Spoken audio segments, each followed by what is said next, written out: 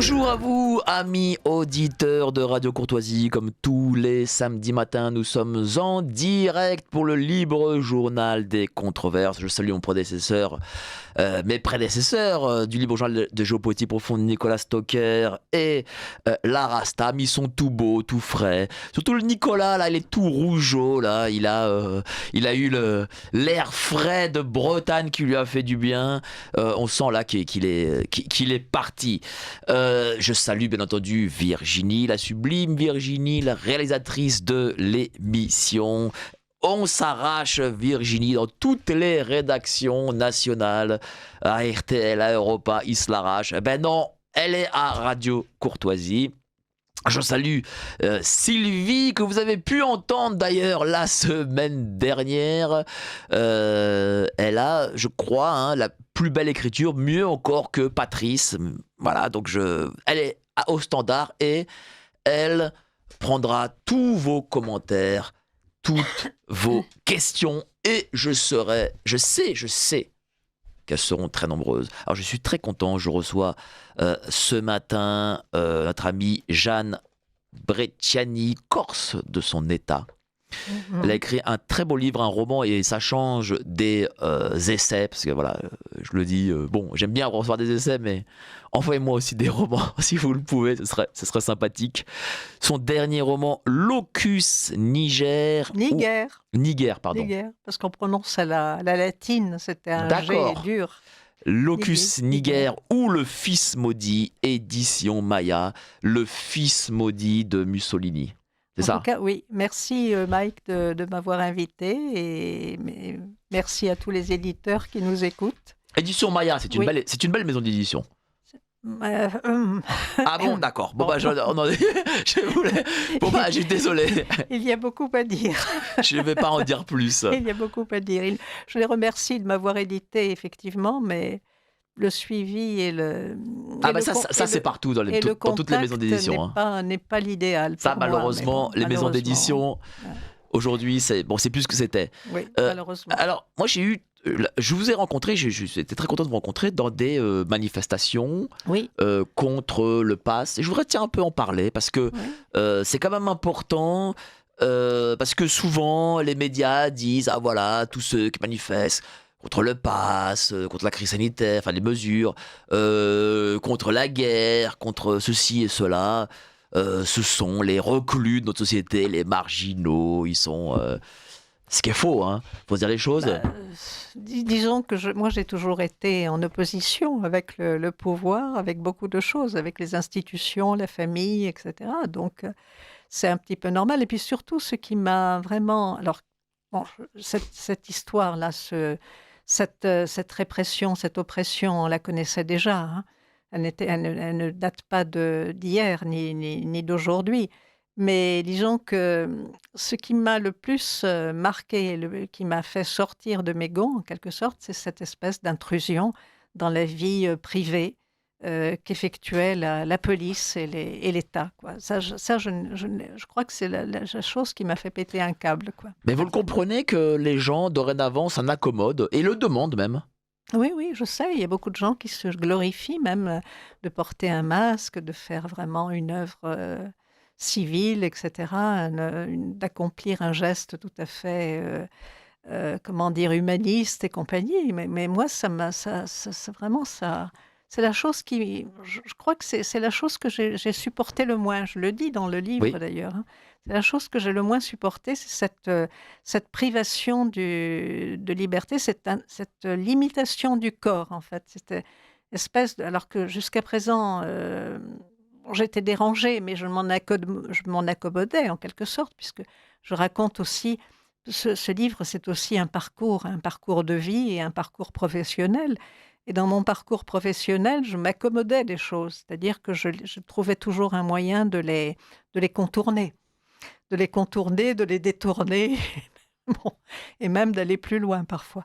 Alors que là, cette espèce d'oppression, de restriction en fait physique, ça m'a vraiment c'est quelque chose qui m'a vraiment fait sortir de moi-même et qui m'a fait sortir dans la rue d'ailleurs avec des pancartes et des masques parce que je ne pouvais pas l'exprimer autrement à ce moment-là. Hein. Après, j'ai écrit le livre. Mais bien avant l'écriture du livre, j'avais ce projet d'écrire sur le fascisme et le totalitarisme qui existe en chacun de nous, en quelque sorte. C'est-à-dire cette espèce de despotisme, oui, qui existe et qui se révèle à des moments cruciaux. Et même chez des gens, des individus, des particuliers, comme le directeur du musée, qui lui-même, se sentant victime, devenait persécuteur à la fin. Bon. Enfin bon, bref, si vous m'interrogerez là-dessus si vous voulez.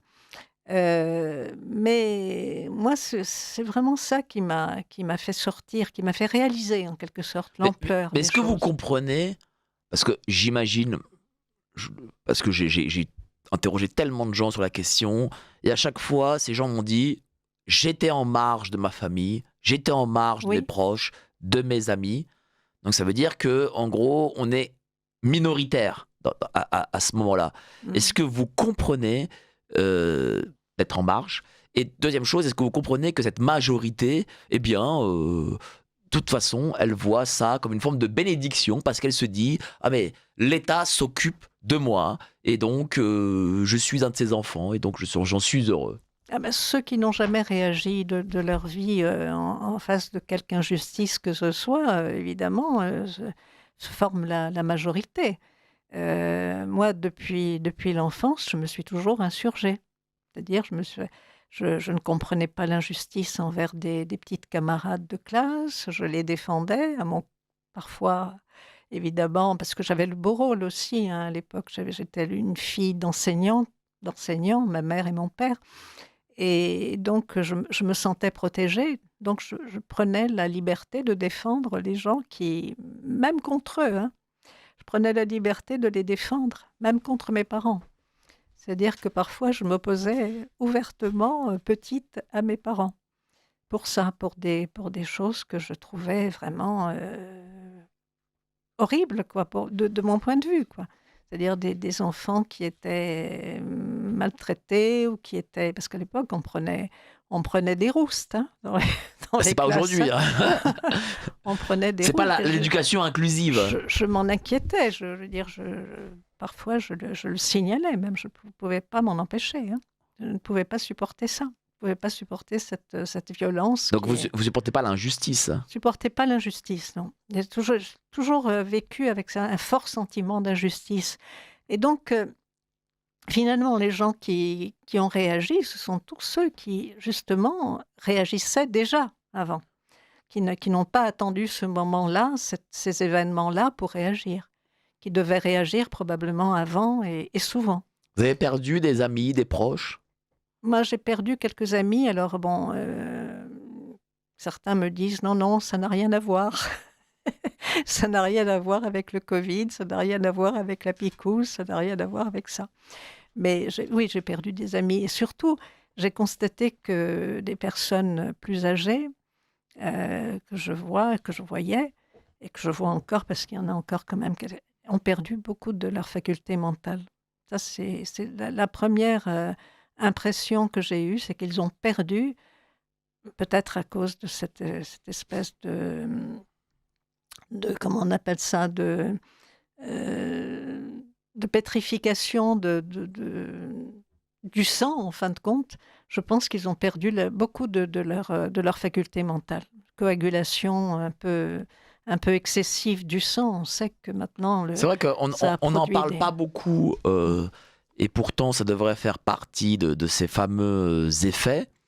C'est que, bah, moi je le dis, bon, ma mère n'est pas vaccinée. Et tiens, je vais vous raconter l'histoire. Elle n'est pas vaccinée alors qu'elle allait y aller. Mais il se trouve que mes parents, ils habitent en face de Radio Courtoisie. Et, et je faisais une émission avec Orion Code, avec Alexandra Orion Code. Donc on sort de l'émission, on traverse la rue. Et qui traverse la rue en même temps? Ma mère, pour aller se faire vacciner. Et alors je lui dis, bah tiens, je te présente Alexandra Orion Code, généticienne, etc.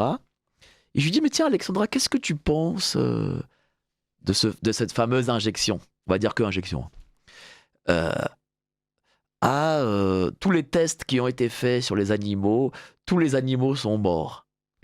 Et du coup, vous savez quoi? Ma mère, elle a fait demi-tour, elle est rentrée chez elle, elle s'est pas fait vacciner. Ce qui signifie qu'elle n'est pas, comment dire, elle a refusé la vaccination non à cause de vous ou grâce à Non, vous, non, c'est à cause mais de à cause quelqu'un d'extérieur. oui, Mais mon père, lui, il se trouve que mon père, il a 23 ans de plus que ma mère, donc il a 93 ans. Ah, quand même. Ouais, voilà.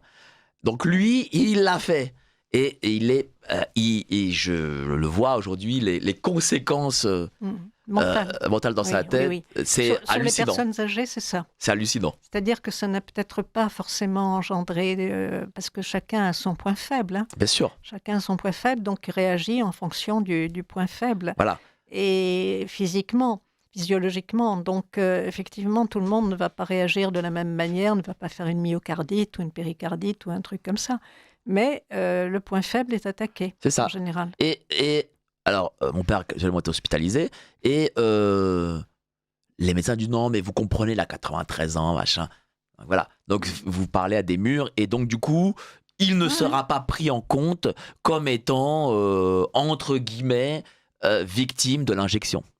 En revanche, mon médecin, qui lui est allé que j'ai accompagné jusqu'au seuil d'un mouroir, comme je l'écris, un mouroir de luxe, parce qu'il était quand même assez aisé, hein, pour ne pas dire très riche. Donc lui, sa femme, évidemment, ne pouvait plus le supporter parce qu'il avait une sorte de maladie de Parkinson et qu'il faisait n'importe quoi un peu. À la fin, il perdait la tête, bien avant le Covid. Lui, dans ses moments de lucidité, il disait « ce sont des conneries, tout ça. C'est vraiment pour enrichir les laboratoires, etc. Moi, je me refuse au vaccin, je refuse d'être vacciné. » Malheureusement, il a été vacciné quand même parce qu'il était dans un EHPAD. Et donc, on l'a vacciné à son insu. Mais Bon. vraiment, il ne s'en est pas rendu compte. Et il est mort 2 ans, 3 ans après. Alors, venons sur le livre. Oui. Voilà. Quand même, qui est important. Pourquoi justement ce livre? Parce que vous l'avez écrit il n'y a pas très longtemps. Oui, je l'ai écrit il y a un an. Enfin, je Voilà. l'ai terminé il y a un an, mais je l'ai écrit pendant 4 ans. Voilà. Voilà. Et voilà, quelle est la genèse un peu de ce livre? Alors, la genèse de ce livre, c'est que justement, je voulais écrire une histoire à partir d'un individu ayant vécu sous le fascisme moussolinien, en fait. Et donc, quoi de mieux que son fils? Et est-ce que vous Quel vouliez... exemple meilleur que son fils? Bien sûr. Hein? Alors, on va parler de ce fils, mais Oui. avant ça, une petite question. Est-ce que vous voulez faire une analogie, enfin un parallèle, avec la situation actuelle? Oui, oui. Est-ce que c'est ça Évidemment. l'objectif? Oui, oui. Mais la situation actuelle ne s'était pas encore produite. C'est ça qui est étonnant. C'est vraiment, il y a une sorte de timing divin, si je puis dire, hein. La situation actuelle, elle s'est produite presque en même temps, puisque pendant que j'écrivais, c'est-à-dire j'ai commencé à écrire dans l'été 2019, en fait. Je commençais à rédiger les premières pages de ce livre. Et évidemment, en explicitant ce que signifiait aussi le locus niger, c'est-à-dire la substance noire, celle qui se trouve dans notre cerveau et qui produirait la dopamine, donc le siège de nos émotions, de tous les plaisirs, etc. Puisque c'est ça qui vous donne ce frisson quand vous entendez une musique ou une belle phrase ou quelque chose qui vous émeut et qui vous transporte en quelque sorte. Donc j'avais commencé cette histoire en été. Bon, après, évidemment, j'avais entendu dire qu'en Chine, ils avaient commencé à construire des hôpitaux à toute vitesse, etc. Je m'en moquais un peu parce que je n'y attendais pas vraiment à ce déclenchement. Mais bon, il m'avait été prédit depuis longtemps, hein. Puis en plus, depuis toujours, j'attendais un séisme et il advint, comme je l'avais écrit dans un de mes livres précédents. Donc, en même temps, ça ne m'a pas vraiment surprise, hein, cette histoire. Mais bon. Quand le Covid est arrivé, c'est-à-dire quand les premières mesures, plus exactement sanitaires, sont arrivées, les premières mesures liberticides, en fait, bon, j'étais en train d'écrire ce livre et ça s'est, ça s'est agencé de cette manière, c'est-à-dire que les événements, bon, je ne savais pas encore ce qu'ils donneraient, ni sur ma personne, ni sur d'autres, hein. Je ne savais pas encore ce que ça produirait, mais j'avais quand même, pris la peine de mettre ça au futur, quoi, de d'interpréter certains faits à venir quand même, en mettant des choses, comme ça, en suspension, en quelque sorte, dans les premières lignes du texte, parce que en fait, bon, il s'agissait de raconter l'enfance du Duce aussi, de raconter ma propre enfance et l'enfance du Duce, puisque c'est une incarnation, c'est une réincarnation, à travers un personnage qui s'appelle Augustine, qui va voir une thérapeute qui s'appelle Gemma Lieto, Augustine Orlandi, qui va voir une thérapeute, Gemma Lieto, et cette thérapeute lui dévoile petit à petit l'existence de ce fils du Duce qui s'est incarné en elle, en fait. Voilà, c'est un peu comme ça que ça se goupille. Et donc, comme les événements étaient là et que j'étais en train d'écrire, etc., donc je les projetais, je projetais les futurs, les choses possibles au futur. C'est-à-dire que, bon, voilà, ça arriverait, mais bon. Et en attendant, j'écrivais sur cette histoire, j'écrivais sur l'histoire de cette incarnation, etc. Donc ça me permettait, si vous voulez, d'anticiper un peu sur les événements à venir. Et en même temps, j'écrivais cette histoire où je racontais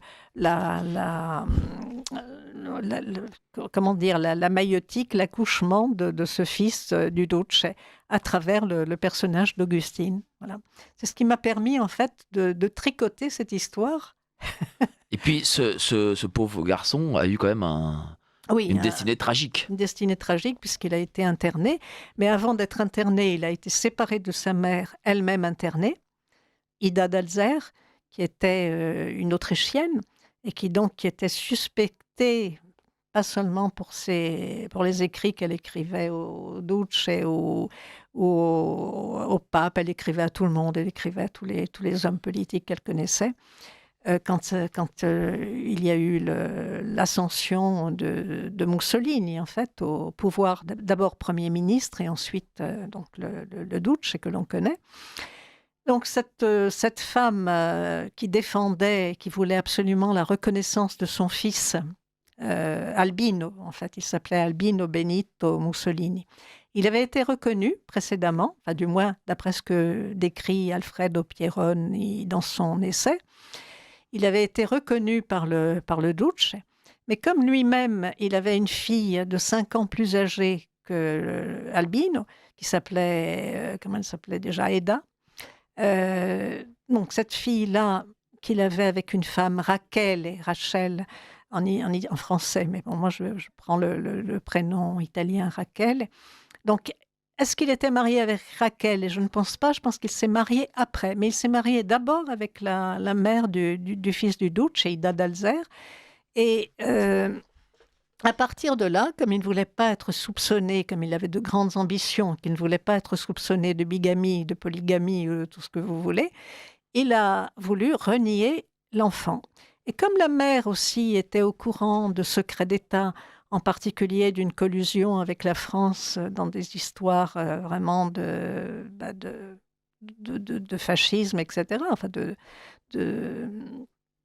et elle était impliquée dans des secrets d'État. Donc, si vous voulez, tous les gens qui étaient dans l'entourage du Duce, les proches, disons, conseillers, les proches ministres et compagnie, plus tard, évidemment, parce que ça ne s'est pas produit tout de suite, ils ont voulu la faire interner. Donc, elle a été internée d'abord. Lui, il a été séparé. Il a vécu avec sa famille, la famille de sa mère, c'est-à-dire la tante et les oncles, enfin l'oncle par alliance, parce que c'était la mère, je crois, qui était la sœur de sa mère. Donc, il a vécu comme ça quelques années dans sa petite enfance. Et puis après, on l'a mis en collège. Et puis finalement, il a fini interné dans un asile psychiatrique à Montbel, dans je sais plus, dans la région de Trento, je crois, ou quelque chose comme ça.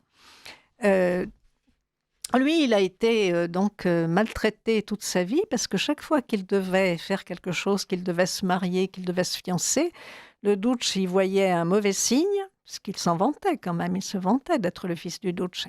Parce que c'est sa mère qui lui disait qu'il fallait être fier d'être le fils du duce, etc.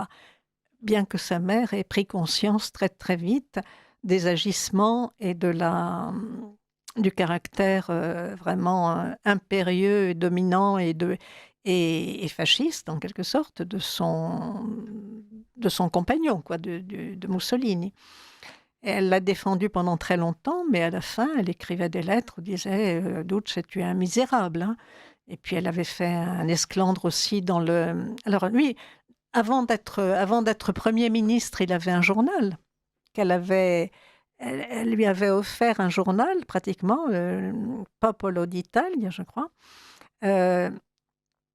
parce qu'elle avait vendu son cabinet d'esthétique. Elle avait un cabinet d'esthétique, un cabinet oriental, et elle avait vendu tout ça pour que lui puisse accéder à ce pouvoir-là, journalistique, en fait.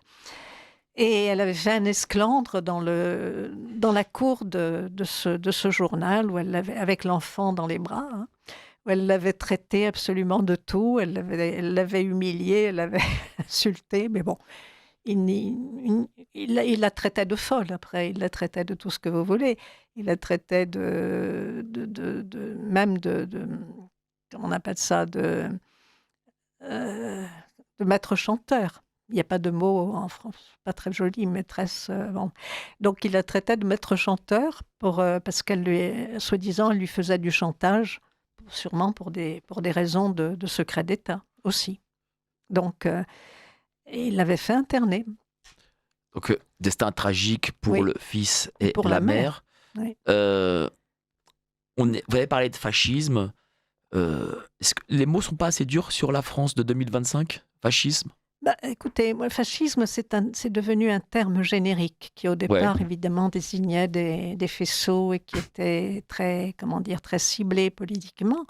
Parce qu'effectivement, quand on me dit un fasciste, ah oui, mais tu sais, fascisme, c'est pas le mot exact, mais c'est devenu un terme générique pour désigner le totalitarisme en chacun de nous, quoi, le totalitarisme en chacun régnant. De nous ? En chacun de nous aussi. Parce que parfois, effectivement, on peut se comporter comme on ne le souhaiterait pas que d'autres se comportent. De quelle manière ? Eh bien, parfois par un autoritarisme, par une volonté de vouloir faire triompher ses idées avant tout, par certains comportements abusifs, comme le chef du cabinet de curiosité, par une maltraitance envers ses proches, etc. Hein. Donc ça peut aller loin, finalement. Et certaines personnes ne se rendent pas compte que même, parfois, ils sont dans cet état d'esprit. Moi-même, hein, j'ai pu l'être aussi, hein, tout au monde, hein, à un moment de sa vie. Donc c'est ce que je voulais dénoncer au départ. C'est ce que je voulais au départ quand il n'y avait pas dans encore le livre Locus Niger ou le fils maudit aux éditions Maya. Quand il n'y avait pas ces problèmes-là, en fait, ces problèmes de sanitaire. Mais vous sentiez justement peut-être avant les problèmes sanitaires, vous sentiez arriver peut-être ce moment ? Oui. Ça fait longtemps que je sens arriver ce moment. Et en particulier quand j'étais l'élève de Robert Masson et qu'il nous disait qu'un jour ou l'autre, on aurait peut-être l'intromission de la puce sous le bras, etc. Bon, bref. Parce qu'il était très, très rebelle aussi, très réfractaire. C'est pour ça qu'il était naturothérapeute, d'ailleurs, qu'il se soignait par des médecines alternatives et qu'il ne voulait absolument pas entendre parler de la vaccination. Il vous disait ça quand ? Dans les années 90. Ah, déjà ? Déjà, il voyait la prochaine puce sous le Oui, il voyait arriver ça. Bon, après, il y a eu les compteurs Linky, enfin bon, contre lesquels aussi j'ai manifesté. Je me suis bagarrée pour ne pas l'avoir chez moi à Montreuil. En fait, et après, ils me l'ont mis en Corse. Bon, bref, ils me l'ont mis en Corse quand je n'étais pas là, quoi. Ils l'ont mis en Corse parce que c'était un accès libre et que je ne pouvais rien empêcher. Mais en fait, je me suis armée après de choses et d'autres pour essayer de dénaturer, de faire en sorte que les ondes ne m'atteignent pas trop, quoi. Mais déjà, je voyais qu'il y avait quand même une avancée. Hein. Il y a eu une avancée, déjà là où je travaillais, c'est-à-dire au ministère de l'Éducation nationale, dès lors que nous sommes passés d'un régime courtelinesque, comme j'en parle dans ce livre, à quelque chose de beaucoup plus technocratique, où on nous demandait pratiquement de rendre un travail dans les temps et dans les heures, etc. Là, j'ai commencé à comprendre qu'il y a quelque chose qui se passait. De quelle sorte, c'est-à-dire, qu'est-ce que vous voulez dire concernant l'éducation nationale? C'est-à-dire qu'avant, Le ministère, attendez, vous êtes dans le micro, devant le micro. On avait quand même une certaine liberté, malgré tout, d'action. Bon, c'est une liberté qui parfois confinait aussi à la paresse. Hein. Ça, je le reconnais simplement. Je reconnais que moi-même, j'en ai usé de cette situation. Usé et abusé. Puisque j'allais, je le raconte, j'allais dans des cinémas des Champs-Élysées quand je pouvais, en laissant une trace de moi-même dans un cendrier, une cigarette qui fumait, à l'époque je fumais, dans un cendrier pour montrer ma présence, des vêtements qui étaient un peu à la manière de Gaston Lagaffe, hein, que j'admirais beaucoup. Ce personnage de Gaston Lagaffe qui me semblait complètement anarchiste et sympathique. Hein. Et donc, mais je faisais mon travail quand même. Je le faisais parce qu'on avait quand même du temps pour le faire. Et puis, je travaillais assez vite, en fin de compte, puisque j'avais quand même quelques facilités, disons, intellectuelles. Et bon, voilà. Et donc, je faisais mon travail, je le faisais. Mais après, je me suis rendu compte qu'il fallait vraiment le rendre dans les temps, c'est-à-dire à la fin de la journée. On n'avait plus tellement le loisir de rêver ou de faire autre chose, hein, ou de papoter avec les uns et les autres. Il fallait rendre le travail vraiment dans les temps. Et c'est cette impression après au niveau de la... Parce que parfois, on nous demandait de changer parfois, on était appelé à changer de travail, bien sûr, à changer toujours en restant dans le même cadre du fonctionnariat. Hein, mais bon, et c'est là que j'ai pu atterrir dans ce musée, finalement. C'est en cherchant autre chose, une autre place, une autre affectation. Eh bien, je me rendais compte qu'on vous demandait des comptes comme si vous n'aviez jamais eu de passé. Ah bon? Oui. Alors, dans quel sens? C'est-à-dire que vous arriviez sur un emploi, sur un poste, avec, bien sûr, votre bagage, bien ou mal, hein, bon ou mauvais. Parce que parfois, effectivement, moi, le mien, il était plutôt dans le sens du mauvais. Hein. Je vous avoue, il était plutôt dans le sens négatif. C'est-à-dire que j'ouvrais tellement ma gueule, en quelque sorte, que j'insultais même parfois mes supérieurs. Ah bah ça, faut pas, l'administration, pas l'administration. Voilà. Et donc, j'étais vraiment la bête noire, quoi. Bête noire qui était défendue par un syndicat à moitié pourri, mais bon, j'étais quand même mal vue et mal jugée. Mais j'avais quand même des qualités, des compétences. Voilà. Et c'est pour ça que j'ai pu rester et durer aussi longtemps. Peut-être grâce au syndicat aussi, quand même, il faut le reconnaître. Et donc, quand j'arrivais sur un poste, sur un profil de poste, eh bien, c'est comme s'il fallait tout recommencer, c'est-à-dire vous présenter comme si vous n'aviez jamais travaillé, comme si vous n'aviez pas de passé et pas de résultats, en quelque sorte. C'était très, très curieux. Et ça m'avait fait vraiment un froid dans le dos, là, pour le coup. Hein. Ça m'avait donné l'impression que les choses dégénéraient déjà. Dans les années, disons, 90, 80, 90 quand même. Les choses avaient commencé à dégénérer. Vous avez senti cette bascule vers la technocratie. Oui, voilà, une technocratie, mais en plus inhumaine, c'est-à-dire qu'on ne prenait pas en compte ni vos sentiments, ni votre situation familiale, etc. Moi, quand je leur parlais, par exemple, je me présentais sur un poste, mais je disais, vous savez, j'ai une mère qui est âgée, j'ai besoin quand même d'aller la voir, etc. Donc, je ne peux pas... voilà. C'est vrai que... Qu'est-ce qu'on vous répondait? On me répondait que ça n'avait rien à voir avec mes ambitions du moment, quoi. Il fallait que je choisisse. Mais bon, moi, j'ai toujours choisi, effectivement, l'affect. Donc, forcément, je n'étais pas prise sur des postes qui m'auraient intéressée, m'aurait plu, qui était en relation avec mes capacités littéraires, par exemple. C'est-à-dire que le livre 1984 était quand même... Oui, était déjà présent, oui. C'est-à-dire que voilà, c'était précurseur, quoi. Il voit la société du futur. Oui, Orwell, mais Orwell était un initié, il ne faut pas l'oublier. Hein. Comment ça? Orwell était quelqu'un qui n'était pas un visionnaire, contrairement à ce que l'on dit. Hein. Bon, vous dites initié, c'est un franc-maçon? Il était initié, il était franc-maçon. Ah, je ne savais pas. Oui. Donc, forcément, il n'avait aucun mal à parler de ce qu'il savait. Hein. Donc, tout ce qui est télé-écran, tout ça, c'est la société franc-mac, on va dire. Oui. Il a décrit, quoi. Oui, il l'a décrit vraiment dans ses comportements, dans ses agissements, etc. Il décrit très bien cette société qu'il connaît. Et son maître, qui était Aldous Huxley, qui avait aussi écrit au niveau de le meilleur des mondes. Donc, il décrivait aussi une société comme ça, totalitaire et dystopique. Hein.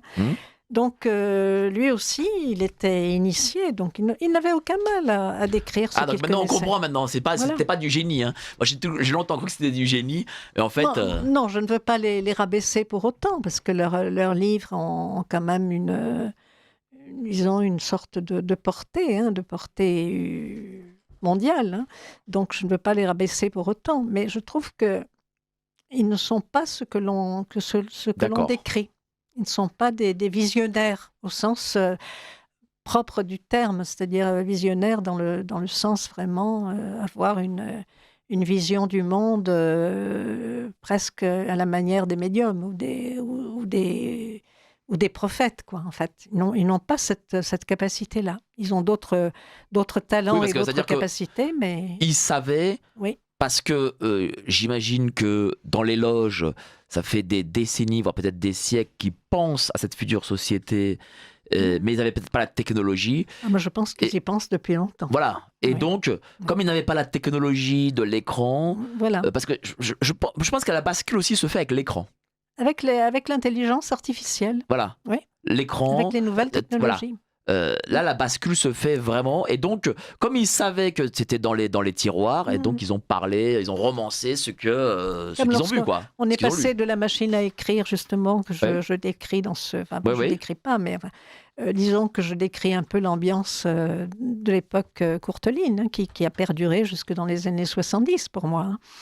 Et donc, on est passé de la machine à écrire à l'informatique, aux premiers ordinateurs, mais là, il y avait encore beaucoup à faire parce qu'il fallait décrypter, il fallait décoder le Cobalt, le Fortran, le Cobalt, etc. Moi, je le sais parce que j'ai fait un stage en informatique dans les années 80. Et comme j'ai été documentaliste pratiquement toute ma vie, même sans en avoir le salaire, hein, parce que j'en occupais les fonctions, mais pas le salaire, évidemment, puisqu'il fallait passer des concours, et je m'y refusais, ou alors j'échouais parce que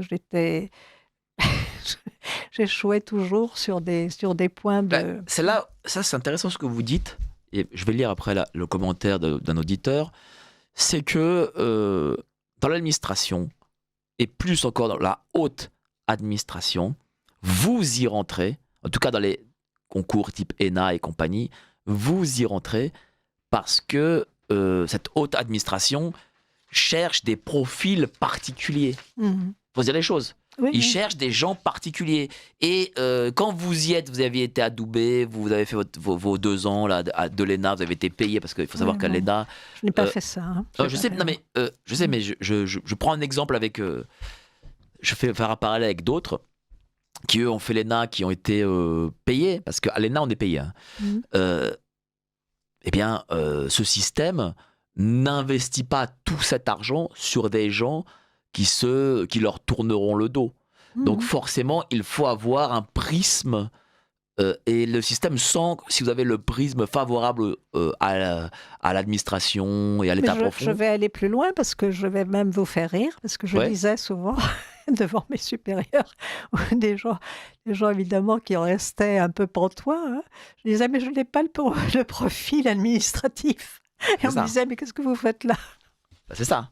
C'est-à-dire que si vous n'avez pas le profil administratif, vous ne rentrez pas au sein de l'administration. Oui. Et vous ne réussissez pas les grands concours. Après, que les gens concluent ce qu'ils veulent, mais voilà, ça c'est quelque chose... C'est une forme toute autre forme d'intelligence administrative est dépréciée de toute manière. Hein. Vous ne pouvez pas espérer que l'on vous reconnaisse si vous avez... Bon, j'ai eu quelques avantages après la publication de mon premier livre, qui était à Paris, l'éditeur parisien Édition Tierce, un peu féministe, bon, et qui maintenant évidemment n'existe plus. Mais j'ai eu mon premier livre publié par elle, parce que c'était une directrice d'édition, une éditrice en fait. Et donc à partir de là, j'ai eu le droit à sortir de la paperasse, vraiment, le classement de paperasse que je faisais, hein, qui était vraiment ingrat, quoi, si je puis dire, ce qui me permettait d'aller au cinéma à côté. Hein. Mais bon. Et donc, je suis sortie de là pour occuper un poste dans la documentation, en tout cas. Et même si je n'en avais pas de salaire, c'était quand même un peu plus glorieux que ce que je faisais jusqu'à présent, c'est-à-dire du classement de papier, quoi. D'accord. Voilà. Alors, bonjour à tous, merci pour l'émission. Les événements rapportés me rappellent un film, Vincere. Oui, je m'en suis inspirée 2009. Aussi. Ah, Mussolini est uniquement perçu à travers son alliance finale avec Hitler, mais de beaux salauds, on en trouve aussi chez des parfaits démocrates. Le père Hugo qui enferme Juliette Drouet à la maison n'était guère plus reluisant. Cela dit, l'Italie a hystérisé encore plus qu'en France la crise sanitaire et était même interdit d'aller à l'hôtel sans injection ou de se rendre au supermarché à certaines heures. Les réflexes fascistoïdes ne sont jamais loin, belle mission. Ils étaient instaurés, les vaccins étaient des rites, des sortes de presque initiatiques en quelque sorte pour l'idéologie de Mussolini, etc. Parce que c'était des rites de passage en fait, oui, effectivement. Et comme tout était vraiment, orchestré avec les enfants qui étaient embrigadés, etc., la jeunesse embrigadée, les femmes embrigadées, enfin, comme en Allemagne d'ailleurs. Hein. Mais en Italie, c'était beaucoup plus flagrant, en fait. C'était beaucoup plus, enfin, disons que c'était pas plus flagrant qu'en Allemagne, mais c'est l'Italie qui a commencé, qui a donné le modèle à l'Allemagne, contrairement à ce que l'on croit. C'est l'Italie qui a influencé Hitler. Justement par ces méthodes-là, par ces méthodes d'endoctrinement de la jeunesse et des esprits. Hein, Comment on endoctrinait en Italie, justement à cette époque ? On endoctrinait en offrant déjà à l'école, on comptait au lieu de compter des billes ou des pommes, on comptait des boulets de canon déjà. D'accord. Il y avait aussi des bandes dessinées comme Topolino, qui était le Mickey Mouse italien, qui montrait aussi en Abyssinie, qui allait conquérir les terres d'Abyssinie et d'Éthiopie, quoi, en fait, maintenant. Et donc, il y avait tout cet endoctrinement. Et il y a Serge Reggiani aussi, qui est très, très intéressant dans ce sens, qui raconte que ses parents, dès qu'ils ont vu arriver le costume, l'uniforme de Balil, c'est-à-dire les enfants Balil que l'on endoctrinait dès la plus petite enfance, dès qu'il a vu arriver l'uniforme, ils sont partis. Ils ont émigré en France. Donc, on connaît moins quand même la situation italienne l'époque fasciste. Ça a duré 25 ans, le fascisme. Oui, que l'époque allemande. Voilà, parce que disons que ça a commencé très tôt. Hein. Ça a commencé à partir de 1925 et ça a duré jusqu'à la fin de la guerre pratiquement. Hein. Voilà. Donc ça a duré plus de 25 ans. 20 ans 25 ans. Ça a commencé avant. Depuis la marche sur Rome. Je ne me souviens plus de quelle date, mais il y a eu la marche sur Rome qui a fait plier un petit peu le roi Emmanuel, qui a commencé à pactiser avec le diable, hein, c'est-à-dire à pactiser avec Mussolini qu'il a nommé Premier ministre. Donc ça a commencé comme ça. Ça a commencé par cette histoire-là. Et ça a influencé Hitler, qui a vu de très bon œil, évidemment, toutes les progressions fascisantes. Hein. Mais ensuite, Mussolini n'est pas allé aussi loin qu'Hitler au départ, parce qu'il ne voulait pas emprisonner, lui, puisqu'il avait des maîtresses juives, etc. Donc, il ne voulait pas s'attaquer à la religion, c'est surtout la religion. Bon. Et la race aussi, puisque la religion, ils n'étaient pas tous pratiquants parmi les Juifs. Donc c'était tout ce qui était, tout ce qui avait un nom, tout ce qui avait une appartenance par la mère, la plupart du temps, au judaïsme. Donc il s'est attaqué à... Les restrictions envers les Juifs n'ont eu lieu pratiquement que quelques années, 2-3 ans avant la fin de la guerre. Je crois que c'était en 1943 ou quelque chose comme ça. Ça a commencé. Là, il y a eu des purges à ce moment-là. Mais sinon, avant, ils ne s'en inquiétaient pas. Et ces purges, elles avaient lieu, j'imagine, sous la pression allemande. Oui, voilà. Voilà, c'est ça. Parce que c'est ça. Oui, C'est pas, Hitler l'a influencé après pour le... Voilà. Parce que sinon, il voulait pratiquement, presque annexer l'Italie, hein, Hitler. Il a failli d'ailleurs, à la fin, quand Mussolini a été emprisonné, que voilà, c'est à ce moment-là que Hitler aurait bien aimé rejoindre l'Italie. Et d'ailleurs, Mussolini s'est enfui sous un uniforme allemand. Hein. Donc, et comme Mussolini avait une certaine, il n'aimait pas partager son prestige. Mais quand même, avec Hitler, il se méfiait parce qu'il savait quand même qu'il avait quand même une certaine puissance et autorité. Donc, pour ne pas déchoir à ses yeux, il a fait ce qu'on lui demandait, quoi. Mussolini s'est plié. À la fin, il s'est complètement plié aux ordres d'Hitler. Parce qu'au départ, il n'avait rien contre les Juifs. Hein. Il n'avait rien ni contre la religion, il n'était pas raciste au départ. D'ailleurs, Ida d'Alzer, la mère d'Albino, le décrit comme ça, c'est-à-dire qu'au début, c'était un ange déchu, un génie méconnu, etc. Elle le décrivait sous ces termes. Après, il est devenu ce qu'il est devenu, une fois qu'il a pris du galon. Est-ce que l'ingénierie sociale que l'Italie de l'époque avait menée sur son peuple, est-ce que elle avait marché? Comment son peuple réagissait à ça? Et il réagissait assez bien, si l'on en juge les foules entières qui venaient à son appel, en plus il les appelait à chaque fois qu'il terminait un discours ou qu'il il les interpellait, Italiani, enfin vraiment, il y avait des foules entières. Il n'y a qu'à voir les photos de l'époque, les films de l'époque, c'est effrayant d'ailleurs, de voir des foules à ce point soumises et ralliées à un seul individu. Hein. Il y avait un culte de la personnalité, Hitler bien sûr, mais du Duce aussi, hein, surtout au départ du Duce. Hein. Donc ça veut dire que toute cette propagande, cette façon de faire sur les enfants, oui. sur les adultes, ça marche en fait. Ah, ça marche. Bah, de toute façon, si les enfants ne connaissent que ça, dès le départ, c'est-à-dire que s'ils ne connaissent que cet endoctrinement-là, comment peuvent-ils discerner à leur âge et à leur... sauf s'ils sont vraiment particulièrement lucides et particulièrement peut-être éveillés, entre guillemets.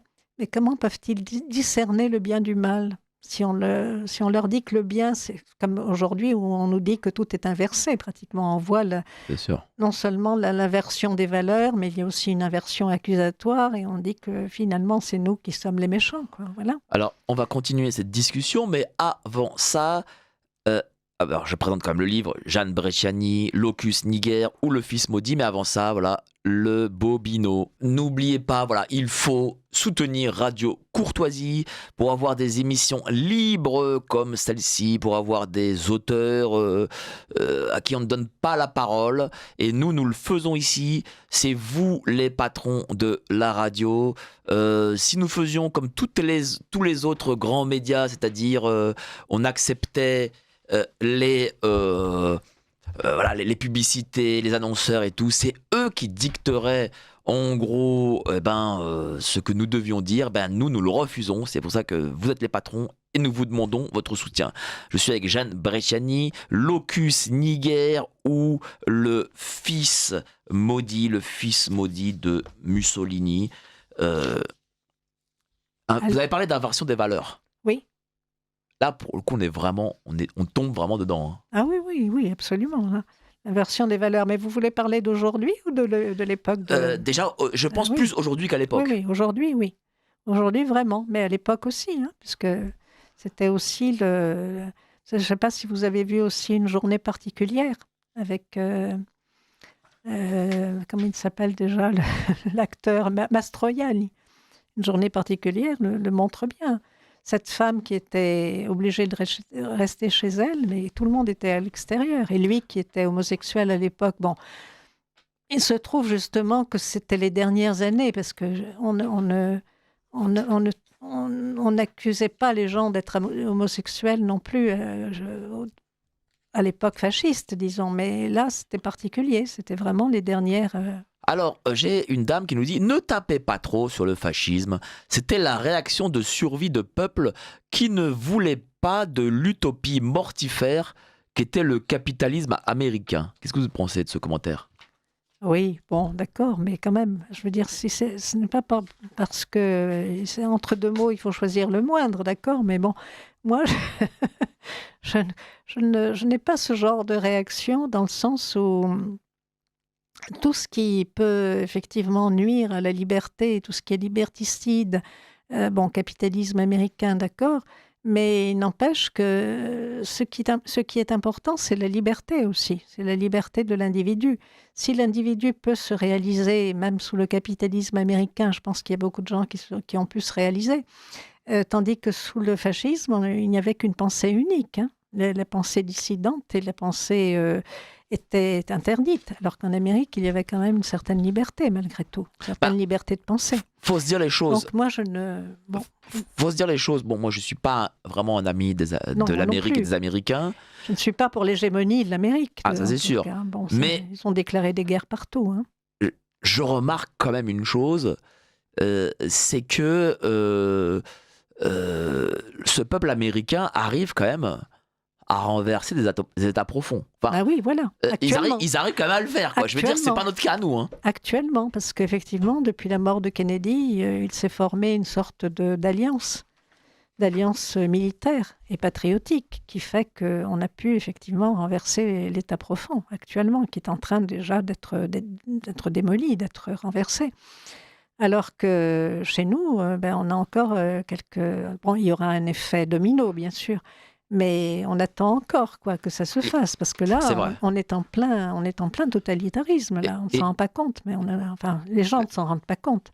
Moi, je m'en rends compte. Et j'ai l'impression quand même que les Américains, intellectuellement, ont l'air d'être plus combatifs et plus libres de leur pensée qu'ici en France. Oui, en France, dès que vous parlez de quelque chose vous êtes interdit. Mais c'est le propre même de la littérature aussi, c'est-à-dire que si la littérature ne correspond pas à la doxa, si vous n'êtes pas dans la ligne de la doxa, si vous ne publiez pas ce qui convient à la doxa, vous êtes exclu de toute manière. Et c'est pour ça qu'il y a tellement de difficultés de trouver un éditeur. Hein. Et l'éditeur aussi, c'est une sorte de système totalitaire aussi. Dans quel sens ? Parce que l'auteur, lui, il n'a pas son mot à dire. Déjà, il n'a son mot à dire pour rien. Il est déjà bien content d'être publié. Hein. On lui fait comprendre que, heureusement qu'il a trouvé enfin quelqu'un pour le publier. Mais sinon, vous n'avez droit à rien. Vous avez droit à des miettes, quoi. Les miettes, c'est entre 8 et 10%. Si le livre marche bien, vous avez peut-être, je ne sais pas exactement comment ça se... Votre livre est quand même transgressif. Est-ce que votre éditeur vous a coupé des passages ? Parce que ce sont des éditeurs un peu à part, ça. Ce sont des éditeurs qui ne sont pas, tellement bien considérés. Donc, voilà. Donc, ils publient un peu... Peut-être pas n'importe quoi, mais il publie quand même. Il publie. Puis moi, j'ai eu la chance, si je puis dire, de tomber toujours sur des petits éditeurs qui s'intéressaient à ce que j'écrivais, à la forme et au fond, peut-être plus à la forme qu'au fond d'ailleurs. Mais disons que j'ai même été directrice d'une collection chez un éditeur parisien qui s'appelle les Éditions Petra et qui faisait du bon travail, parce que en principe, ils éditaient de la qualité. Le problème, c'est la rentabilité. C'est parce que, tout simplement, ils n'ont pas les moyens, ces petits éditeurs, de faire de la promotion, de faire de la publicité, etc. Donc, votre livre, c'est un petit peu comme... c'est pas un autodafé, parce que les livres que l'on brûlait à l'époque mussolinienne ou hitlérienne, c'était quand même leur accorder une certaine valeur. Parce que maintenant, justement, la valeur qu'on leur accorde, c'est plus aucune valeur du tout. C'est-à-dire qu'on n'en parle plus. Sauf... bon, là, j'ai la chance de vous avoir rencontré, et puis aussi Rémi de Réservoir à PPS, que je remercie aussi de m'avoir interviewé. Parce que sinon, vraiment, on n'en parlerait pas. Oui, parce que en réalité, moi, je le dis, on reproche aux gens, enfin on reproche aux grands médias de dire oui, mais on ne peut pas parler de tout, on se dit ouais, mais on est censuré, machin. Mais en réalité, on agit un peu tous, en France en tout cas, de cette manière. Déjà, on ne supporte plus la contradiction. C'est comme ça. Le public non plus ne supporte plus la contradiction, hein, pour le coup. Faut se dire les choses. Et on est beaucoup plus convenu. Et c'est pour ça qu'en France, on a beaucoup plus de mal à sortir les affaires. Déjà parce qu'on n'a pas de journalisme d'investigation. Malheureusement, ça c'est voilà, encore... Et on a plutôt un journalisme d'opinion. Il n'y a plus de critique littéraire non plus. Voilà. Et donc... quand le monde entier change, vous voyez qu'en fait, la France, elle change, mais en dernier. Oui. C'est quand même fou, quoi. C'est vrai. C'est là est la difficulté. Peut-être parce que la France a justement eu un grand rôle à jouer dans l'histoire. Et donc, voilà, c'est peut-être pour ça. C'est peut-être parce que la France est en ligne, est en ligne de mire, que finalement, qu'elle aura peut-être un autre rôle à jouer dans le futur, qu'on lui accorde si peu de... Enfin, qu'on ne lui facilite pas la tâche aujourd'hui, quoi, pratiquement. Espérons. Espérons. Alors, commentaire d'auditeur, le frère d'Aldous Huxley, d'Aldo Huxley, et aussi des frères. Oui. Ah oui, donc c'était une famille de Ils étaient tous de initiés au départ. Ils étaient tous au courant de ce qui allait se passer, de ce qui allait se produire. Tous. C'est un plan préparé de longue main, comme je l'écris aussi à maintes reprises dans ce livre. C'est un plan préparé de longue main. Comment vous voyez ce plan ? Comment je le vois ? Je vois les résultats. Aujourd'hui, j'en perçois les résultats. Moi, je le vois comme une volonté non seulement d'asservir, mais de diminuer drastiquement la population. Mais surtout d'asservir la population. Je le vois comme une volonté de domination totale, quoi. C'est-à-dire au profit de quelques-uns, au profit de quelques privilégiés, dont ceux qui nous gouvernent, évidemment. Mais de toute manière, c'est une folie qui, à mon avis, ne pourra pas se poursuivre indéfiniment, hein, qui a ses limites. Hein, parce que les gens, non seulement les gens réagissent, enfin, ils réagissent de plus en plus, mais je pense aussi qu'il y aura peut-être une intervention divine. Parce que moi, l'arrivée du Christ. Peut-être pas l'arrivée, parce qu'il est déjà arrivé, on l'a crucifié, donc je ne pense pas qu'il reviendra une deuxième fois. Mais de toute façon, il n'a jamais été absent. Il est toujours là, quoi, du moins son esprit. Parce qu'on entre quand même dans l'Esprit Saint, dans l'ère de l'Esprit Saint, là, je crois. On est plus dans l'ère du Verseau, donc dans l'ère de l'Esprit Saint aussi. Alors, pourquoi avoir choisi le titre Locus Niger, qui d'ailleurs signifie lieu noir en latin ? Oui, je m'en suis expliqué tout à l'heure. Et donc, c'est la substance noire, c'est la substance qui produit la dopamine, qui est le siège de nos plaisirs et de nos émotions. Locus Niger, c'est la substance noire, la zone obscure, en fait, littéralement. Alors, parmi les Juifs, une branche appréciait beaucoup Mussolini, Teschi, alors je sais pas, dont le secrétaire était le père de Netanyahou. Donc, visiblement, un secrétaire, je le sais. Il y avait aussi des sionistes parmi les Juifs, malheureusement. Oui. Et je pense que ce qui s'est passé pendant la dernière guerre, c'est que il y a ces sionistes-là, c'est-à-dire ces khazars ou ces sionistes, enfin bref, qui ont fait en sorte que leur peuple soit sacrifié pour un projet futur, c'est-à-dire le projet de la construction, la reconstruction du temple d'Israël, du temple de Salomon. Donc je pense qu'ils ont sacrifié leur peuple, enfin qui n'était pas leur peuple, puisqu'ils se sont, proclamés juifs sans l'être. Et ils ont donné de l'argent à tous les banquiers qui finançaient à la fois le communisme, le bolchevisme et l'hitlérisme, en fait, et le fascisme. Rectificatif à mon message précédent, bien sûr, j'ajoute le communisme comme idéologie mortifère tout autant que le capitalisme américain. Oui, bien sûr, bien sûr. Mais tout ce qui est, de toute façon, tout ce qui est totalitaire est délétère, en quelque sorte. C'est-à-dire que tout ce qui est construction pour asservir et pour dominer, pour enlever, voilà. Tout ça, c'est vraiment... On n'a pas été créé pour ça. On n'a pas été créé pour être des martyrs. On n'a pas été créé pour être les martyrs d'un pouvoir complètement démoniaque. Justement, c'est le prince des ténèbres qui gouverne actuellement. Le prince des ténèbres? Oui. C'est dur comme mot. Expliquez-nous. Le prince des ténèbres, c'est Lucifer ou Satan, enfin ce que vous mettez réincarné en être humain? Non, mais je veux dire, l'idéologie est telle qu'il ne peut y avoir que la puissance du mal pour pouvoir le justifier, quoi. Et pour pouvoir la justifier, parce que c'est une telle idéologie délétère, une idéologie qui va à l'encontre à la fois et de notre humanité, de nos besoins et de notre liberté, que ça ne peut être que le mal absolu, quoi. Pour moi. Alors bien sûr, en l'état actuel. En l'état actuel. Évidemment, on peut donner la dénomination que l'on veut, on peut y mettre ce que l'on veut, comme on peut mettre sous le vocable de Dieu ce que l'on veut. Mais moi, je suis profondément spirituelle et attachée à la chrétienté, justement.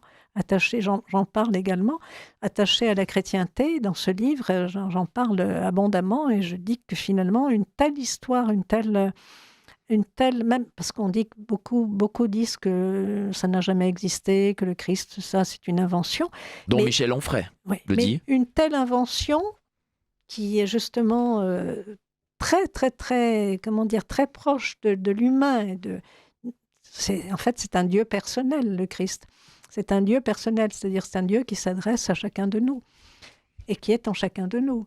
Ça ne peut pas avoir été inventé parce que ça ne sert absolument aucun intérêt, ça ne sert absolument aucun des intérêts du mal ni de quoi que ce soit, qui aurait une arrière-pensée en quelque sorte, c'est-à-dire l'arrière-pensée de supprimer nos libertés, notre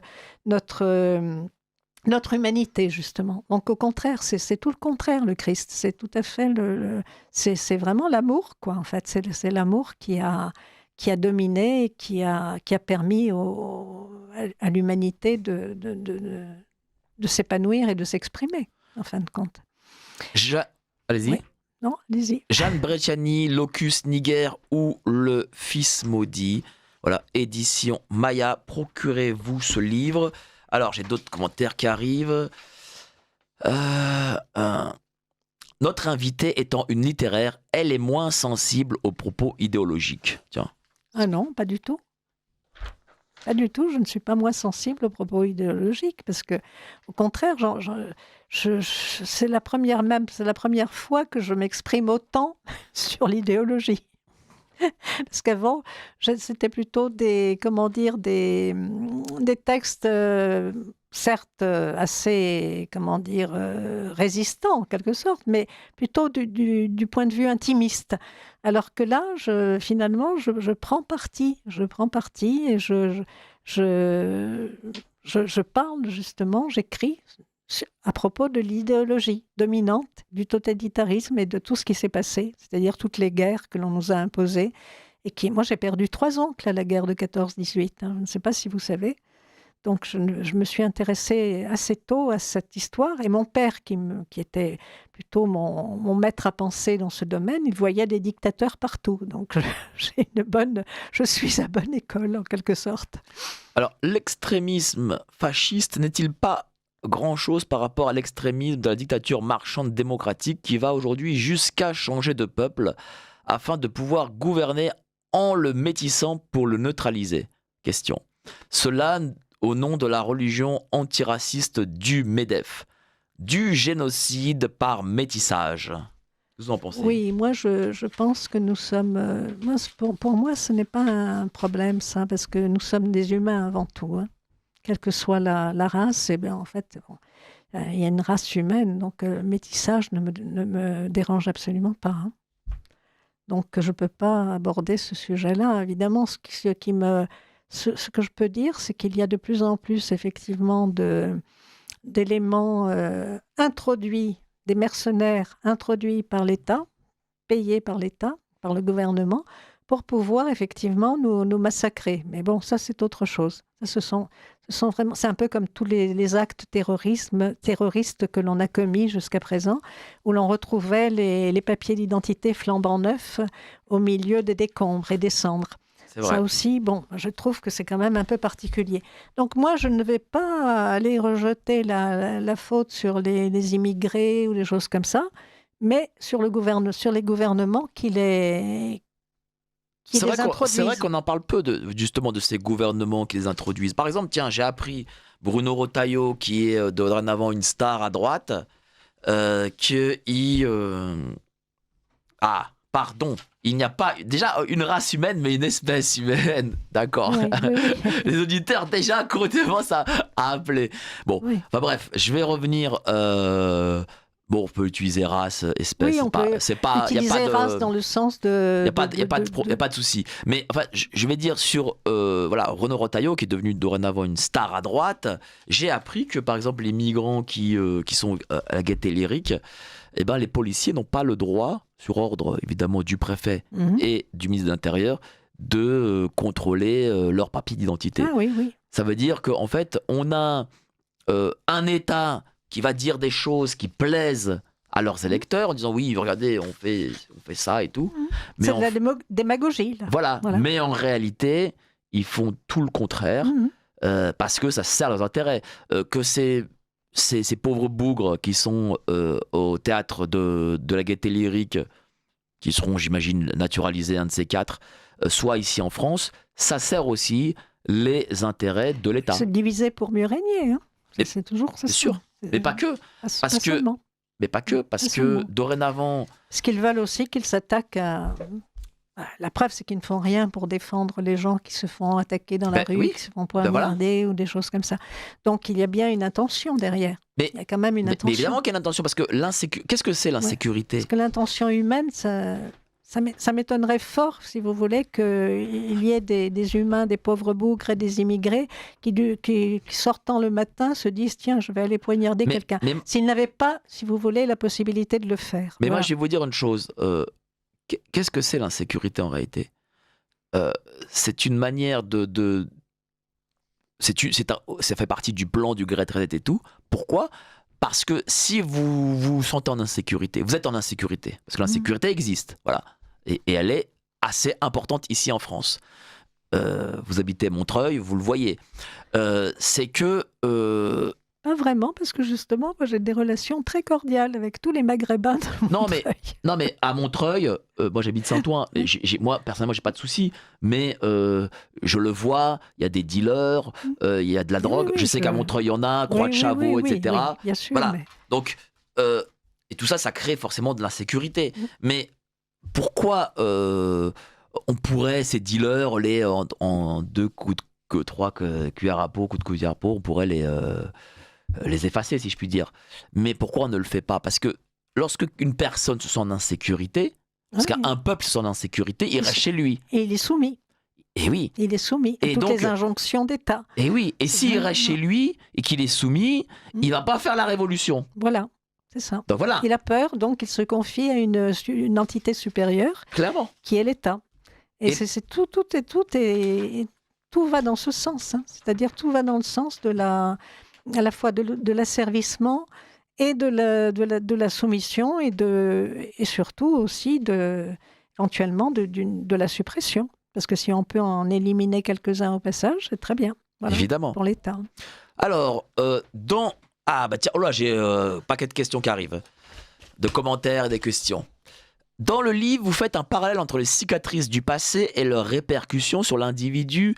Que souhaitez-vous que l'on retire de cette exploration du passé familial et historique ? Vaste question. Ce que je souhaite qu'on en retire, déjà, c'est l'aspect justement, c'est ce qui nous préoccupe actuellement, c'est de voir que ça ne date pas d'aujourd'hui, que cette relation entre le passé et l'histoire est tout à fait presque logique et normale, en quelque sorte, puisque, en général, on pense que la souffrance qui nous est infligée est un fait intérieur, mais elle est aussi un aspect extérieur, c'est-à-dire que c'est la société qui nous inflige cette souffrance. Parce que s'il y avait eu moins de mensonges, moins de trahison, moins de supercherie, de balivernes que l'on nous a racontées, déjà, on n'aurait pas peut-être cette mentalité-là. On n'aurait peut-être pas une mentalité à la fois de peur, de soumission, etc. Donc c'est important de voir comment tout s'articule, finalement. C'est important entre l'extérieur et l'intérieur, entre l'intimité et le monde, de voir comment cette souffrance que nous avons subie, que nous avons éprouvée, s'articule. Pourquoi, effectivement, on a ces pensées? Pourquoi y a-t-il des gens suicidaires? Pourquoi il y a toutes ces disons, tous ces replis sur soi, toutes ces manifestations, même de colère, de violence, etc. Si on ne nous avait pas menti au sujet de certaines choses, on n'en serait peut-être pas là. Bien sûr. Voilà. Donc la souffrance, en fait, elle provient surtout de l'extérieur, je crois. Elle provient surtout de l'éducation et de l'extérieur. L'éducation qui est faite de mensonges et d'illusions. Voilà. Bonjour, je prends malheureusement votre émission en cours. J'espère que vous redirez le nom de votre invité. Oui, Jeanne Brecciani, Locus Niger ou Le Fils Maudit, édition Maya. Bonjour, cela n'empêche pas les migrants de bien se comporter en France. Allez demander aux victimes de ces gens. Évidemment. Mais pour qu'ils puissent aussi bien se comporter... Je vous dis, s'ils n'avaient pas la liberté, s'ils n'avaient pas comment dire, comment on appelle ça? S'ils n'avaient pas, si vous voulez, le blanc-seing, en quelque sorte, du pouvoir, ils ne le feraient pas. La peur du gendarme est quand même assez forte en général. C'est sûr. Mais s'ils n'avaient pas la permission de l'État et le consentement et la bienveillance de l'État, ils ne le feraient pas. Que pensez-vous des tensions actuelles entre les générations et comment cela se traduit dans Locus Niger? Vaste question. Alors, dans Locus Niger, il est surtout question de la sœur aînée, qui est véritablement dans la partie d'Augustine, dans le témoignage d'Augustine, il y a surtout sa sœur aînée qui la met toujours en péril ou en défaut, ou qui l'humilie, etc. Mais par rapport justement à une histoire familiale où elle s'était construite seule avec ses parents. Et l'arrivée de cet enfant, l'arrivée d'une nouvelle sœur, en quelque sorte, a bouleversé son propre univers. Et elle a commencé, évidemment, à lui en vouloir et à le lui montrer. Donc ça, c'est un premier fait. Les générations passées, j'en parle beaucoup, puisque je parle de mes parents substitutifs, je parle beaucoup. Mes parents, ils étaient bienveillants, ils étaient autoritaires, ils avaient eux aussi de fausses pensées, des pensées qui n'étaient pas très justes, mais puisqu'on leur avait menti, bien sûr, comme on nous a menti à tous. Donc, mais ils étaient quand même justes d'une certaine manière. Alors que là, justement, la sœur traduit aussi une partie de l'injustice du monde. Elle traduit une partie de l'injustice parce que sa sœur ne lui a rien fait et elle lui en veut et elle essaye de la rabaisser, de la rabrouer. Bon, et d'autre part, après, les parents des générations, disons, supérieures, des générations passées, comme tous les parents substitutifs que je rencontre, ils avaient aussi des qualités, bien sûr, ils ont des qualités. Dans ce livre, ils ont des qualités reconnues, des qualités d'appréciation aussi. Mais la question que je me pose, c'est de savoir comment eux auraient réagi dans cette période de restrictions sanitaires et de politique sanitaire liberticide. Comment ils auraient réagi? Et comment ils auraient réagi d'après vous? Eh bien, justement, c'est l'interrogation que je me pose. Oui, vous la posez, mais vous avez, j'imagine, une réponse. Eh bien, j'ai eu peur d'être déçue. C'est-à-dire que si je me donnais une réponse, j'aurais eu peur d'être déçue, d'être déçue par leur comportement. Même avec un certain poète, par exemple, qui était très, très, comment dire, très sarcastique et très, très, très résistant et même très, très transgressif aussi, comment aurait-il réagi? Je ne sais pas. Je ne sais pas, parce que c'est quelqu'un qui m'a déçu parfois par des réactions justement envers des chauffeurs de taxi, j'en parle. Un chauffeur de taxi qui ne voulait pas prendre la même ligne, le même chemin que lui.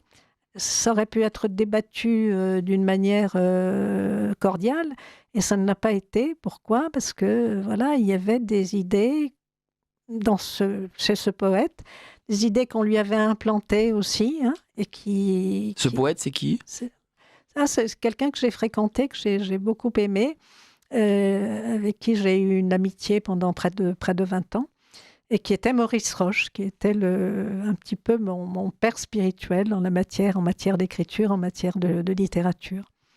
Et donc, lui, bon, il était dans la ligne de tel quel à l'époque, il était tel quel, il y avait aussi des Philippe Solers, hein, que bon, malheureusement, ceux-là, je les apprécie, je ne les ai jamais vraiment appréciés. Mais Maurice Roche était un peu à part, il était complètement marginal aussi, il était juif par sa mère, justement, et il avait vécu une vie extrêmement difficile, il avait été reporter également. Et dans un journal, il avait contribué à La Vie du Rail aussi, un journal une revue qui s'appelait La Vie du Rail. Et je l'ai connu dans ma prime jeunesse et il a quand même toujours été présent pour moi et très, comment dire, très amical avec moi, hein. Ça, je peux le dire, il était vraiment extrêmement amical et il m'a toujours encouragée. Il m'a encouragée à écrire, il m'a encouragée à vivre, hein, parce que moi, à l'époque, j'étais très, très mal en point, hein, sur le plan moral, sur le plan mental, j'allais plutôt mal. Et il a toujours été présent. Donc voilà, c'est quelqu'un qui, malheureusement, un jour s'en est pris à un chauffeur de taxi qui était vietnamien et qui l'a traité avec des mots qui étaient On comprend. peu amicaux, disons. Voilà. Bonjour à toute l'équipe. Pour l'anecdote, le terme éducation nationale apparaît chez Mussolini en 1929. Oui, bien sûr, c'est devenu une éducation. Ce n'est plus une instruction, c'est une éducation. D'ailleurs, on le voit maintenant avec les histoires du programme Hervas et compagnie. Enfin bon, on voit ce que ça donne avec les transgenres qui viennent raconter des histoires aux enfants, hein. Ce ne sont plus les grands-parents, ce sont les transgenres maintenant. C'est pour mieux te manger, mon enfant, comme je l'ai écrit. Et la France s'alignera en 1932, abandonnant l'instruction publique, c'est tout dire sur la volonté de formater les jeunes cerveaux. Ouais. Puisque vous avez évoqué une journée particulière, Ettore Scola, réalisateur communiste ou sympathisant, fait jouer la petite fille du Duce, la future députée et la belle-fille du fils de Mussolini, alias Sophia Loren. Plus inclusif et tolérant comme état d'esprit, tu meurs. Personnellement, je suis partagé sur le Duce avec le recul. Quand on voit les réalisations architecturales qu'on a copiées avec le Trocadéro, les marais pontins asséchés, etc., Oui, mais enfin. les instituts d'électricité et autres, et le français obligatoire comme langue vivante à l'école, et puis quel autre homme politique en Italie lui est-il comparable, malgré tous ses défauts dont je ne disconviens pas.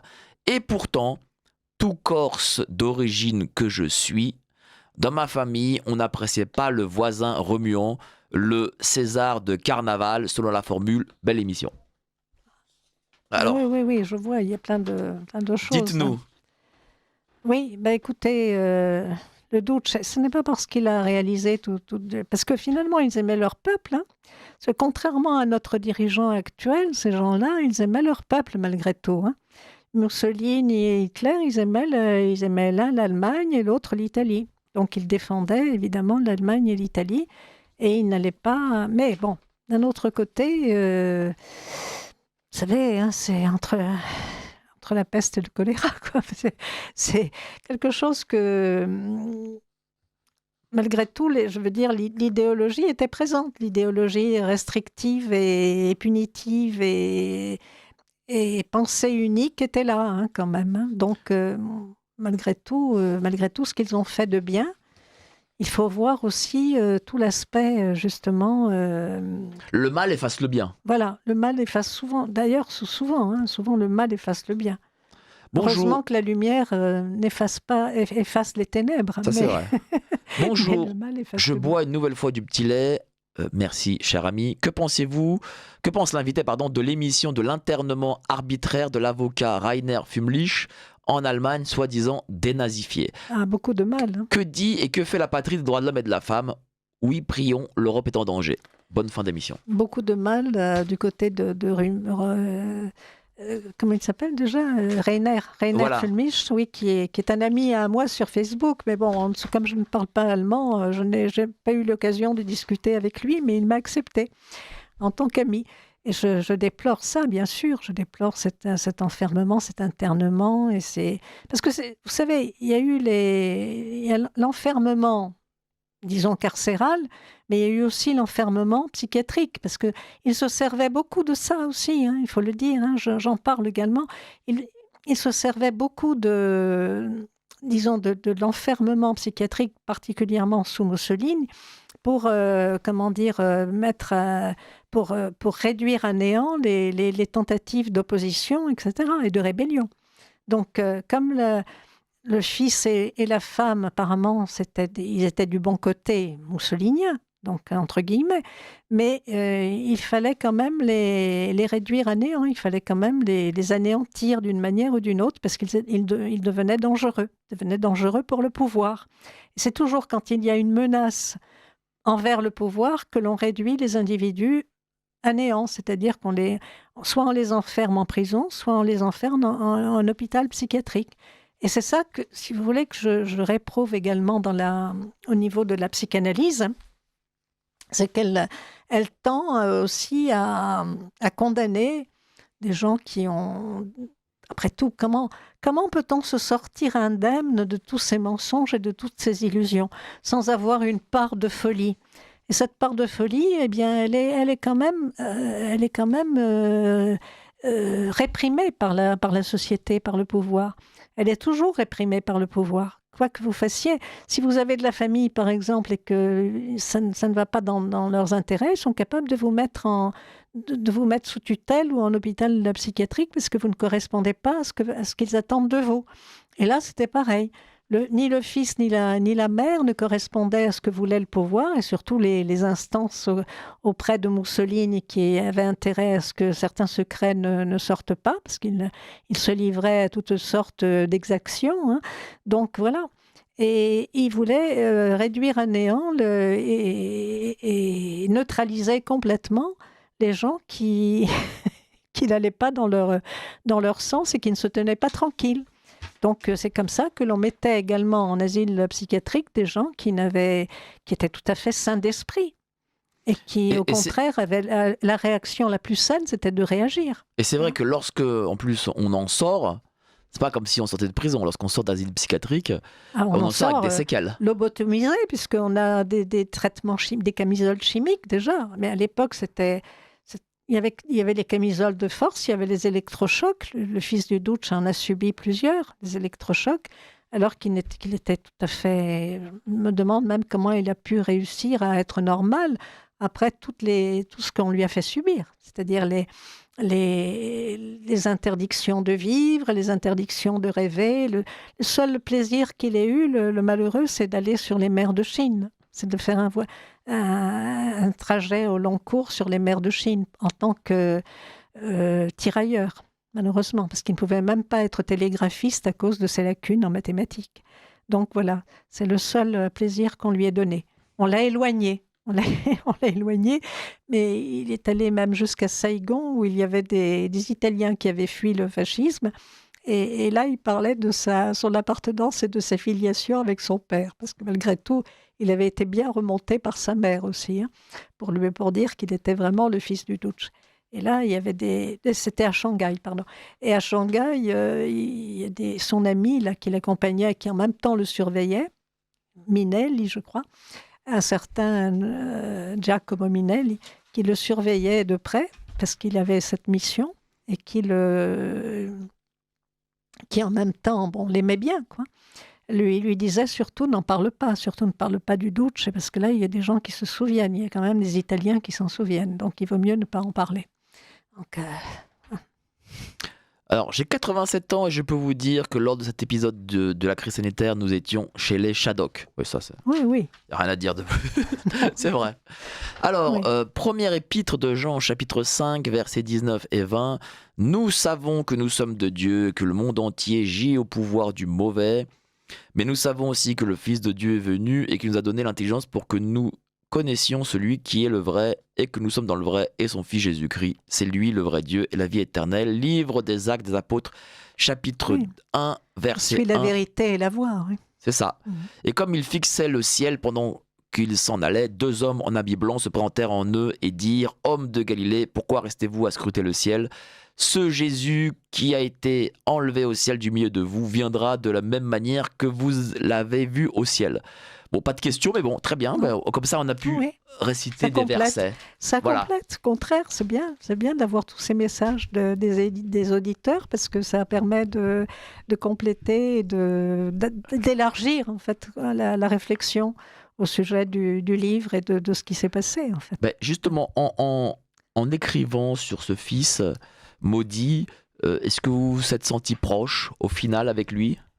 Oui, parce que quelqu'un, d'ailleurs, une médium que j'ai rencontrée, qui est Nathalie d'une petite voix aussi, qui m'a interviewée aussi.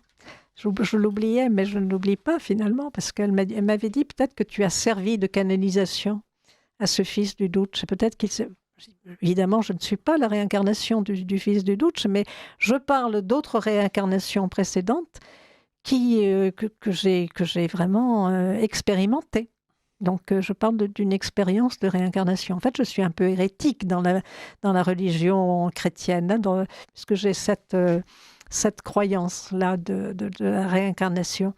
Mais donc, qu'est-ce que je voulais dire à ce sujet ? Est-ce que vous êtes senti proche du fils de ce fils maudit ? Donc, elle m'a dit que que j'avais certainement éprouvé cet esprit, cette entité à travers l'écriture et à travers moi, bien avant que les événements ne se produisent, parce qu'il avait peut-être recherché quelqu'un pour le défendre et pour le mettre en avant, peut-être. Voilà. Peut-être que son âme avait besoin encore de cette reconnaissance, parce que les livres d'histoire, même s'ils en parlent, ils ne lui rendent pas vraiment justice. Qu'est-ce qu'ils disent, ces livres d'histoire, sur lui ? Le traite un peu comme le monde, son entourage le voyait, c'est-à-dire comme quelqu'un d'un peu déséquilibré, désaxé, mais on le serait à moins avec ce qu'il a traversé, arraché à sa mère, et ensuite, même la mère a eu un rôle un peu délétère, hein, parce que la mère, elle avait beaucoup d'amour pour lui, mais elle pouvait le bastonner aussi d'une manière très conséquente. Alors, dans les moments de frustration et de colère et de rage, où elle va se trouver étant reniée par son grand amour, parce que c'était quand même une passion, le Duce, pour elle.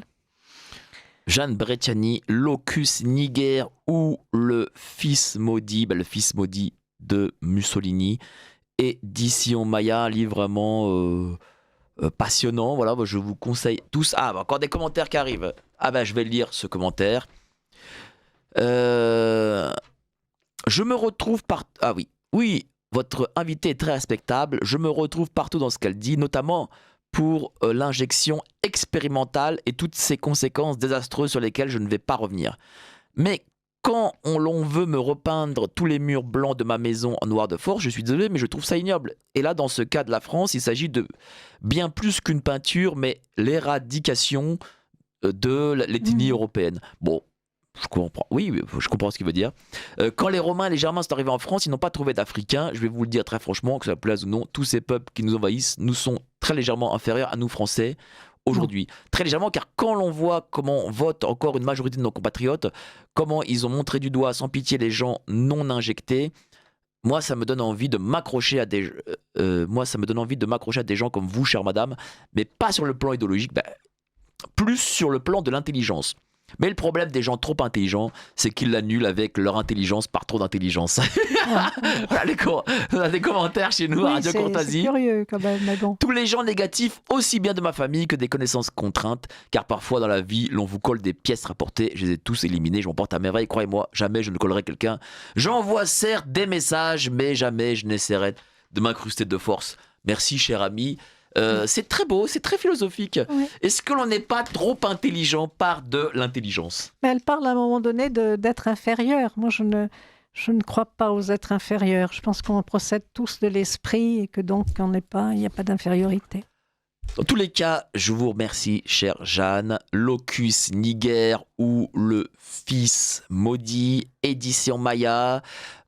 Vous préparez peut-être un autre livre ? J'avais ce projet, mais parfois je me demande si ça a encore un sens, quoi. Parce que si vous avez envie d'écrire, pourquoi ? Quand je vois à quel point la littérature est méprisée aujourd'hui, à tel point que j'ai mis une petite bibliothèque dans la cage d'escalier, et il y a des étudiants qui habitent près de chez moi. Oui. Aucun ne se sert jamais ni de mes livres, ni à la curiosité de se servir de mes livres. J'en vois qui croulent aussi dans les poubelles, les poubelles qui croulent de livres, et bon, parfois je me suis servi aussi, parce que moi, je n'ai pas trop les moyens de m'acheter des livres tous les jours. Hein. Donc, j'en prends également d'occasion. Mais je ne sais pas si ça encore... Oui, bien sûr, j'ai des projets. J'espère que vous l'écrirez. J'attends de voir un petit peu. J'attends de voir comment la situation évolue afin d'écrire. Parce que, vous savez, il y a Amélie Nothomb qui l'a lu par l'intermédiaire de ma fille spirituelle. Ah, quand même, c'est pas rien. Et qu'il a vraiment approuvé en tant que livre visionnaire, etc. Donc, merci à vous, chère Jeanne. Mais bon. Nous allons terminer cette émission. Et si Amélie Nothomb approuve, donc vous devrez approuver vous-même. Jeanne Brecciani, Locus Niger ou le Fils maudit. Je rends l'antenne. On se retrouve la semaine prochaine. Allez, salut, ciao. Merci beaucoup. À bientôt. Et vous appelez à la mise en place d'un euro numérique. Absolument. Absolument. Nos élites déroulent leurs plans contre nous. Mais nous aussi on a des plans contre eux. Déjà au travers de nos émissions avec une revue de presse économique pour faire le point avec vous, puis dans notre revue mensuelle avec des analyses financières et des solutions de décentralisation, et surtout dans notre stratégie anti-CBDC. Plus de 3 heures de contenu exclusif et gratuit pour apprendre concrètement à préserver votre épargne. Au programme, protection anti-crise, anti-banque, anti-État et bien d'autres solutions. Le temps joue contre nous, mais on peut se défendre.